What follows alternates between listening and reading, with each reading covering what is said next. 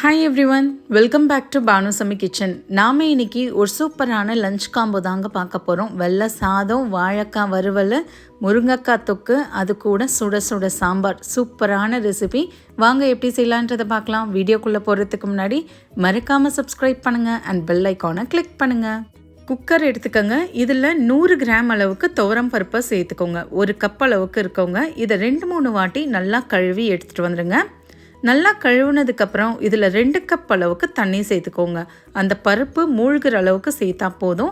இதில் 1/4 டீஸ்பூன் மஞ்சள் பொடியை சேர்த்துட்டு குக்கர் மூடியை போட்டு மீடியம் ஃப்ளேமில் ஒரு 4-5 விசில் வைங்க. கரெக்டாக இருக்கும்.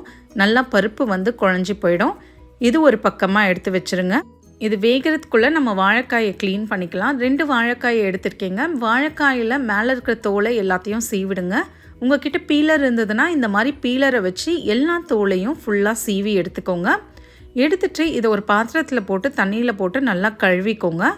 இப்போ நாம் இதை மெலிசாவும் இல்லாமல் ரொம்ப திக்காகவும் இல்லாமல் மீடியம் சைஸில் கட் பண்ணிக்கோங்க. ரவுண்டாக இந்த மாதிரி மீடியம் சைஸ் திக்னஸில் கட் பண்ணிக்கோங்க.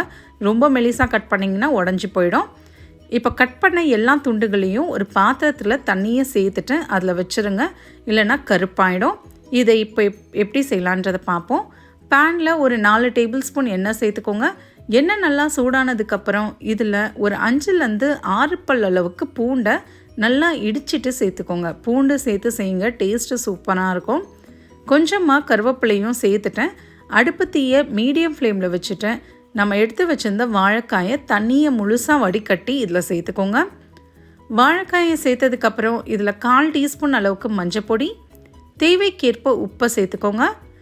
இப்போ இதை ஹை ஃப்ளேமில் வச்சு 1 நிமிஷம் நல்லா பரட்டி விட்டுக்கோங்க. இது கீழே லைட்டாக ஒட்டுற மாதிரி இருக்கோங்க. நீங்கள் இந்த மாதிரி லைட்டாக கலந்து விட்டுட்டே இருந்தீங்கன்னா கரெக்டாக இருக்கும். இந்த அளவுக்கு நல்லா வதக்குனதுக்கப்புறம் இப்போ நாம் இதை மூடியை போட்டு லோ ஃப்ளேமில் ஒரு 3-4 நிமிஷம் வைங்க. 3 நிமிஷத்துக்கு அப்புறம் பார்த்தீங்கன்னா வாழைக்காய் நல்லா குழஞ்சி போயிருக்கும். தண்ணி எதுவும் சேர்க்காதீங்க. நம்ம மூடி வச்சுருக்கோம் பார்த்தீங்களா, அந்த தண்ணியிலேயே அது நல்லா வெந்து போயிடும்.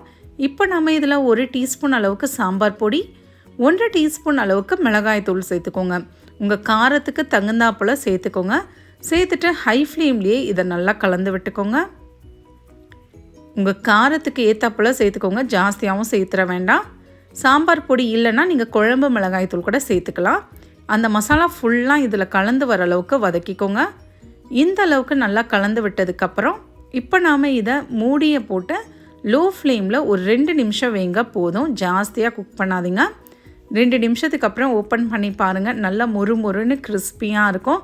கலரும் நல்லா சேஞ்ச் ஆகிருக்கும். பாருங்கள், சூப்பரான வாழைக்காய் ஃப்ரை ரெடி. இதை ஒரு பக்கமாக எடுத்து வச்சுருங்க. நம்ம சாம்பார் செய்ய ஸ்டார்ட் பண்ணுவோம். சாம்பார் செய்கிறதுக்கு ஒரு கடாயை எடுத்துக்கோங்க. இதில் 3 டேபிள் ஸ்பூன் அளவுக்கு எண்ணெய் சேர்த்துக்கோங்க. எண்ணெய் நல்லா சூடானதுக்கப்புறம் இதில் 1/4 டீஸ்பூன் அளவுக்கு கடுகு நல்லா பொரிஞ்சதுக்கப்புறம் ஜீரகம் சேர்த்துக்கோங்க. 1/2 டீஸ்பூன் ஜீரகம். இது கூடவே காஞ்ச மிளகாய் ஒரு 2 சேர்த்துருக்கேன். உங்கள் காரத்துக்கு தகுந்தா போல் சேர்த்துக்கோங்க. 5-6 பூண்டை இடித்து சேர்த்துக்கோங்க. தேவைக்கேற்ப கருவேப்பிலை சேர்த்துட்டு அந்த பூண்டு லைட்டாக கலர் சேஞ்ச் ஆகிற அளவுக்கு வதக்கிக்கோங்க. இப்போ பார்த்தீங்கன்னா இந்த அளவுக்கு நல்லா வதக்குனதுக்கப்புறம் இதில் பெரிய சைஸ் வெங்காயத்தை பொடிசாக நறுக்கி சேர்த்துக்கோங்க. 1 வெங்காயம் போதும், ஜாஸ்தி வேண்டாம். இது கூடவே 1 பச்சை மிளகாய் சேர்த்துட்டு நல்லா இதை செவக்க வதக்கிக்கோங்க. நீங்கள் இந்த வெங்காயத்துக்கு பதில் நீங்கள் சாம்பார் வெங்காயம் கூட சேர்க்கலாங்க. இந்த அளவுக்கு நல்லா வதக்குனதுக்கப்புறம் அடுத்து நாம் இதில் தேவைக்கேற்ப காய்கறிகளை சேர்த்துக்கலாங்க. எந்த காய் வேணாலும் நீங்கள் சேர்த்துக்கலாம். கேரட்டு, பீன்ஸு, நான் இங்கே வெண்டைக்காய் சேர்த்துருக்கேன். இது கூடவே நான் கொஞ்சம் முருங்கைக்காவும் சேர்த்துருக்கேன். கடைசியாக தான் நான் மாங்காய் சேர்க்க போகிறேன். இதில் 2 பெரிய சைஸ் தக்காளியும் கட் பண்ணி சேர்த்துட்டேன். 1 நிமிஷம் இதை நல்லா வதக்கிக்கோங்க. தேவைக்கேற்ப உப்பையும் சேர்த்துக்கோங்க. இதை 1 நிமிஷம் அந்த எண்ணெயிலேயே நல்லா வதக்கிக்கோங்க. இந்த அளவுக்கு நல்லா வதக்குனதுக்கப்புறம் இப்போ நாம் இதில் கொஞ்சமாக தண்ணியை சேர்த்து இந்த காய்கறிகளை முதல்ல வேக விட்டுடலாம். 1 கிளாஸ் அளவுக்கு தண்ணியை சேர்த்துக்கோங்க. மூடியை போட்டு லோ ஃப்ளேமில் 5 நிமிஷம் அப்படியே வைங்க. காய்கறி நல்லா வெந்து போயிடும். 5 நிமிஷத்துக்கு அப்புறம் ஓப்பன் பண்ணி பாருங்கள். காய் நல்லா வெந்திருக்கும். நீங்கள் வெண்டைக்காய்லாம் பிடிக்கலன்னா விட்டுருங்க. சாம்பார் பவுடர் ஒரு 2 டேபிள் ஸ்பூன் அளவுக்கு எந்த பிராண்டு சாம்பார் பவுடர் வேணாலும் யூஸ் பண்ணிக்கலாம். வீட்டில் செஞ்ச சாம்பார் பொடி கூட யூஸ் பண்ணிக்கலாம். சாம்பார் பவுடரை சேர்த்துட்டு அந்த தண்ணி வத்துற அளவுக்கு நல்லா வதக்கிக்கோங்க. ஒரு 2 நிமிஷம் வதக்கினாலே போதுமானது.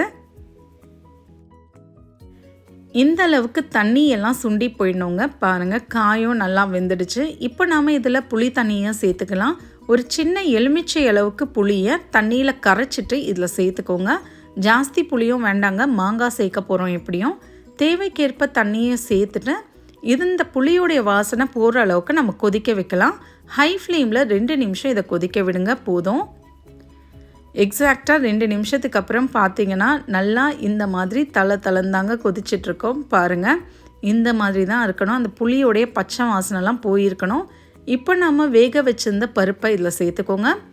அந்த குக்கர்லேயே கொஞ்சமாக தண்ணியை சேர்த்துட்டு அதையும் இதில் சேர்த்துக்கோங்க. கொஞ்சம் கூட வேஸ்ட் பண்ண வேண்டாம். சாம்பார் உங்களுக்கு திக்காக வேணும்னா தண்ணி போதுங்க. இல்லை கொஞ்சம் நீங்கள் தளன்னு தண்ணியாக சாப்பிடுவீங்கன்னா தண்ணி எந்த அளவுக்கு வேணுமோ அந்த அளவுக்கு சேர்த்துக்கோங்க. தேவைக்கேற்ப உப்பு, கொஞ்சமாக கொத்தமல்லி தலைகளை சேர்த்துட்டு நல்லா இந்த மாதிரி கலந்து விட்டுக்கோங்க. பெருங்காயத்தூள் தேவைன்னா நீங்கள் இந்த சமயத்தில் சேர்த்துக்கலாம். நான் கொஞ்சம் கொஞ்சமாக மாங்காவை கட் பண்ணி வச்சுருக்கேன். இதையும் கடைசியாக சேர்த்துக்கோங்க. சேர்த்துட்டு இதை நல்லா கலந்து விட்டுக்கோங்க. மாங்காய் இல்லை அப்படின்னா விட்டுருங்க. மாங்காய் சேர்த்து செஞ்சிங்கன்னா சாம்பார் செம்ம டேஸ்ட்டாக இருக்கும். இப்போது இந்த சாம்பாரை ஒரு 5 நிமிஷம் மீடியம் ஃப்ளேம்லேயே கொதிக்க விடுங்க. 5 நிமிஷத்துக்கு அப்புறம் பார்ப்போம். பாருங்கள், நல்லா தளன்னு கொதிச்சிட்ருக்கு. அவ்வளோதாங்க, சூப்பரான சாம்பார் ரெடி ஆகிடுச்சு. இந்த முருங்கைக்காய் தொக்குக்கான லிங்க்கு நான் கீழே டிஸ்கிரிப்ஷன் பாக்ஸில் கொடுத்துருக்கேங்க. ஆல்ரெடி நம்ம சேனலில் இருக்க, அதையும் மறக்காமல் பாருங்கள். முருங்கைக்காய் தொக்கு அந்த அளவுக்கு டேஸ்ட்டாக இருக்கும். சுட சுட சாதம், கொஞ்சமாக முருங்கைக்காய் தொக்கு, வாழைக்காய் ஃப்ரை, அப்பளம் வச்சு சாப்பிட்டு பாருங்கள். இந்த லஞ்ச் உங்களுக்கு ரொம்பவே ஃபுல்ஃபில்லிங்காக இருக்கும். ட்ரை பண்ணி பார்த்துட்டு எப்படி வந்ததுன்றதை கமெண்ட்ஸில் சொல்லுங்கள். மறக்காமல் சப்ஸ்கிரைப் பண்ணுங்கள் அண்ட் பெல் ஐக்கானை கிளிக் பண்ணுங்கள். தேங்க்யூ ஃபார் வாட்சிங்.